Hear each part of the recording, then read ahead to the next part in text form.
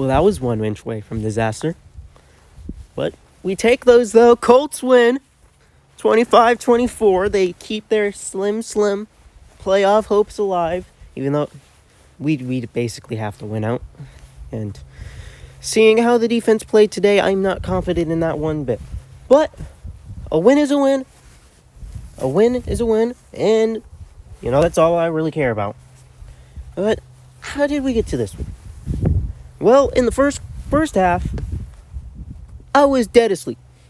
I'm a guy that doesn't like to sleep a lot when I don't have school. So I was kind of up till 7. And then, I set my alarm for 12. I woke up at 12. And I went back to sleep. Woke up back at 2. And the first half didn't get to see. But, and this is a big but, there was a dude on YouTube who has like some obscure foreign language name that uploads the highlights in like extremely zoomed in 1p version. So I know exactly what happened in those plays. And let me tell you something. The offense was not bad in the first half.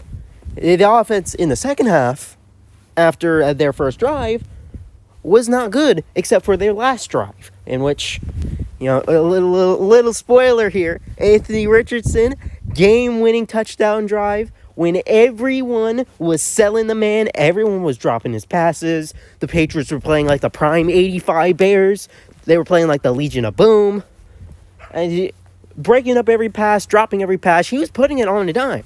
And of course, while his stats do not look the best, 12 for 24, 109, 2 touchdowns, 2 interceptions. He won us the game. He won us the game with a 2-yard touchdown pass on 4th and goal to Alec Pierce. And then Shane with his, this is going to sound weird, but his big balls, this man goes for 2. And I'm like, oh gosh, please no, Shane, no, don't go for 2. And he got it. He kept it in Richardson's hands. It was an RPO, and everyone thought that, I did too, everyone thought that Richardson handed the ball off. He didn't. He took it up the gut. He pounded it in, and he got the 2-point conversion to take the lead. Now, why am I not saying to win the game? Well, it got a little bit dicey there at the end. While Anthony Richardson did his job, the defense was expectedly selling. The Patriots got to the middle of the field, and I was thinking that they were planning to go for the Hail Mary. But this dude, Jerron Mayo, is that the coach? This man goes for a 68-yard field goal. He also has big balls, apparently. Goes for a 68-yard field goal. And let me tell you something. If that kick was 1 inch shorter and in 60-degree weather, I think he makes that kick. And he was straight down the middle. A perfect kick. It was just a little bit short. Like I said, a win is a win. We take those.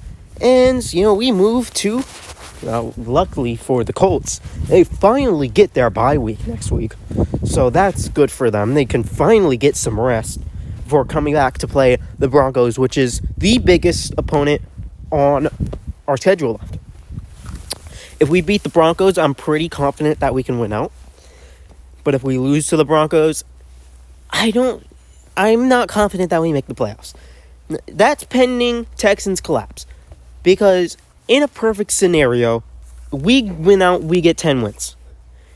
And the Texans, well, actually, let's go see what the Texans stuff is. Doing this a little bit early today. They were in a dogfight with the Jaguars. They pulled it out. The Texans currently are 8-5, right? But they have not looked good. They did not look good against the Jaguars, who, if I may add, they literally killed Trevor Lawrence. Al-Shahir, I believe, just completely knocked the guy out. Of course, he was able to get up and walk off. But, he completely knocked the guy out of the game with a concussion. Mac Jones came in and dotted them up. So, I'm pretty confident that, the Texans' collapse is coming. But let me show you the Texans schedule to see why I think this may be possible. Now, of course, if we had beaten the Texans back either week, because honestly both weeks are close, well then we would have been in a great position to take the division. But the problem is we lost to them twice, so we are 2.5 games back, I believe. 1.5, I'm not sure. But they play the Dolphins, the Chiefs, and the Ravens. Okay? Now, the Dolphins, they're a formidable opponent with Tua Tagovailoa. Of course, they're not world beaters. But they then play the Chiefs and the Ravens, who are arguably the two best teams in the league. So if you take both of those losses and they lose to the Dolphins, they would end the season at 9-8. And if we win out, we go 7-7. We go 10-7. Sorry about that. And we win the division. Now that's just hopeful thinking, but that is what I hope happens. Of course, the Colts have to do their end of the bargain, and the Texans have to do their end of the bargain, which neither of the sides seems to want. Well, maybe the Colts, but not the Texans. They don't want to miss the playoffs. Okay, now let me go back to my game. Oh, shoot. My bad. Let me go back to the Colts game. So, yeah, Anthony Richardson, game-winning drive. Not the best day, unfortunately. You know, it's not going to take away all of his haters. It's not going to take away all the people who, for some reason, still say to start Flacco. I do not understand why people would still say that, even though he went 3 picks, 1 fumble, a couple weeks ago. But it was just enough for us to win, and especially when our team was selling. And I want to emphasize this enough. On that last drive, no one could catch a pass. No one could get open. And there was multiple times, Alec Pierce, A.D. Mitchell, tight ends, Molly Cox, Kylan Granson. They could not get open. They could not catch a pass. In fact, the same guy who dropped the touchdown last week against the Lions dropped another touchdown this week, or at least to the 1-yard line. But Richardson puts his team on his back when everything goes wrong. He gets multiple 4th down conversions, which, part of that is also Shane Steichen. I think he's one of the best fourth down coaches in the league, in my opinion. He always knows what to dial up, even if it doesn't work sometimes. He puts his team on his back. He gets them down the field. He throws the touchdown, runs in the 2-point, wins the game. Drop my phone there. Wins the game for the Colts. Especially when their defense was doing no favors. Which, let's go see the total yards on the day. 422. We allowed 422 yards. What are we doing? Let's see. Let's go look at Drake May's stats. 24 for 30, 288 yards, 1 touchdown. He did have an interception. That was a little BS. We'll get to that. And then for rushing, they allowed 3 people to get basically over 60 yards. Drake May, Gibson, and Stevenson. I mean, you can't do that. It's like the first 2 games of the season again when we're allowing 300 yards per rushing in the game. What are we doing? What are we doing? Like I said, win is a win. We'll take that, and we're 6-7. Still have a chance at the division, in my opinion. Now let's go on to stats. Anthony Richardson, like I said, 12 for 24. He can never seem to break the 50 completion percentage, unfortunately, which I don't care about if he is driving game-winning drives. He can go 20% for all I care. If he assembles a game-winning drive, he has played good for that day. And that's just my opinion. So, Jonathan Taylor also had a really nice day. Unfortunately, I did bench him on fantasy, and that kind of screwed me because Jahmyr Gibbs did not have the best of days. I am up 120 to 1. I am up 120 to 60, but he has like 4 players from the Ravens-Eagles game, so I'm not happy about that. But Taylor, 25 carries, 96 yards, no touchdowns on the ground, but he got one through a one pass, 7 yards, and a touchdown. And let's be honest, that was a good play from Richardson there too. You know, he's backing up from a sack, he hits a throw, and it's on target for Taylor, who edges into the end zone. So good day for Taylor, which I'm happy about since he didn't really have much of a good game last week. And then Anthony Richardson had a really good game on rushing. 9 carries, 48 yards, 1 touchdown, where we saw the return of that beautiful spike. I've always liked that spike. And then, of course, the game-winning 2-point rushing 2-point attempt. I don't know what to call it after that. But, good day on the ground. Not the best day on passing. Pittman led receivers, 542. Ogletree caught 1 for 22. Pierce with the biggest catch of the day, 2 for 16 and a touchdown. Molly Cox caught 2 for 15. Taylor caught 1 for 7. Mallory caught 1 for 7. Granson did not catch a ball, and Mitchell did not catch a ball. And if you're wondering where Josh Downs is, he was unfortunately injured. So it probably made Shane run the ball way more, which honestly, I like the offense more like this than by throwing the ball 30 times a game. But, Downs is a really big member of our offense, and, we need him. But, hey, Alec Pierce was also playing on an injury. Pittman was also playing on an injury. They did pretty good, so I'm not too mad. We have a bye week. We can get our rest. Now, for the defense, not a good game. I'm just going to admit that. It's not a good game whatsoever. Zaire Franklin led in tackles, 10 tackles to assists. We all know he's our tackle king. And my issue doesn't come with the line, it comes with the secondary. Now, in the second half, we didn't really get to Drake May, but in the first half, we got, 1, 2, and then 4 sacks on the day for Drake May. And we did get a lot of stops behind the line. The problem was the secondary can't stop anything, as we saw with the stats from Drake May. But of course, Julian Blackman, he got the solo pick on the day for us. It was an insane pick. I believe it was Hunter Henry. He caught the ball, bobbled it up in the air. It stays on his thigh. It rubs around his thigh, bounces into Blackman's hands, and he returns it for 17 yards.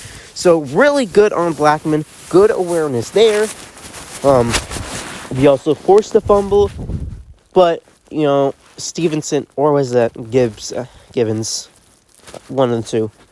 They got the ball back almost immediately, so we could not capitalize on that. But that is really all we needed from them. Seeing that we won. 2 kick returners today, Goodson and Sermon. Goodson 249, Sermon 1 for 23. Gold had 1 punt return because they only punted once for 3 yards. Matt Gay, perfect on field goals today. He only kicked a 25-yarder, but you always want to see your kicker being perfect, especially when Joey Sly, the opposition kicker, missed a 25-yarder, which won us the game. He missed like a 25-yarder, and that won us the game. So the fact that Gay can kick those 25-yarders and he can't is the difference. That's all. That's why you always want to praise a kicker when they make these kicks, even if they're really short, even if you expect them to make it every single time. So good on Gay for being perfect on the day. And Rigoberto Sanchez surprisingly only punted twice for 100 yards. He averaged 50 on both kicks. Well, I don't want to go to Rigoberto right now. Now going on to Patriots. Drake May. Again, really good game from him. What you expect with this Colts defense. He went 24 for 30 for 238 yards, a touchdown, and an interception. And he was throwing dimes all day. We really couldn't stop him. at all, except for that. Dropping my phone again. Except for that one good interception that really shouldn't have happened, per se. But the Patriots would love to see this out of their rookie QB, and I'm proud for him. And I hope, he plays mediocre so they keep him, but they don't win games. You know what I'm saying? We brought up the rushing already. Stevenson, 18 for 73. Gibson, 7 for 62 and a touchdown. May, 5 for 59. And Bourne ran 1 for 6. For receiving, Hunter Henry led on the day, who, also allowed that interception. That also pretty much won us the game, because if they got a field goal there, they would have won. Now, Hunter Henry, 7 for 75. Hooper caught the lone touchdown, 4 for 42. Ute caught 3 for 41. Bourne caught 3 for 39. Stevenson caught 3 for 21. Douglas caught 4 for 20. And Polk did not catch a ball. Their leading tackle was Peppers, 5 for 4. Christian Gonzalez, who I admit made a really good play on the ball that Richardson threw. It was straight to Pierce. It's just Gonzalez ran right in front of it and picked it off. So good play on him. He was injured all season last season, so good to see him back. And then for the other, it was a tipped play. It wasn't any fault of Richardson's accuracy. It was just, a bad decision from him. Tipped, picked. It's something you would expect off a tipped play. And then, of course, we know our boy Richardson. He's not getting sacked. We did not allow a sack on the day. We all know that. He's just the master of not getting sacked. Now, sometimes that's a good thing. Sometimes that's a bad thing when he plays hero ball and gets it intercepted. Antonio Gibson caught 3 for 80 on kick return yards. Well, Mac Jones, I didn't know he was back. No, I can't believe this is Marcus Jones. Had 2 punt returns for 31 yards. Kicking, like I said, Joey Sly missed a 22, 23 yarder that crucially won us the game. And, also missed, or was short on, a 68-yard field goal, which you're 1 yard closer, and a regular 60-degree weather, he makes that. And I'm going to be honest, he does. So we dodged a bullet there, let's be honest. Finally, for punting, Behringer only punted once, which is disappointing, and it was for 38 yards. Now on to total team stats. We got destroyed on every ounce of play, but we still won, so it really doesn't matter. 253 to 422 for total yards, 109 passing yards to 222 for the Patriots, 144 rushing yards, they're 200. We had 4.4 yards per play, they had 6.5. That is extremely disappointing. We had 20 first downs, though, and they had 23. Crazy voice crack, by the way. Similar third down efficiency, they got one more than us, 5-11 for 6-11. And we went through 3 third downs, and fourth downs, and we got all 3 of them. While they did not go for a 4th down.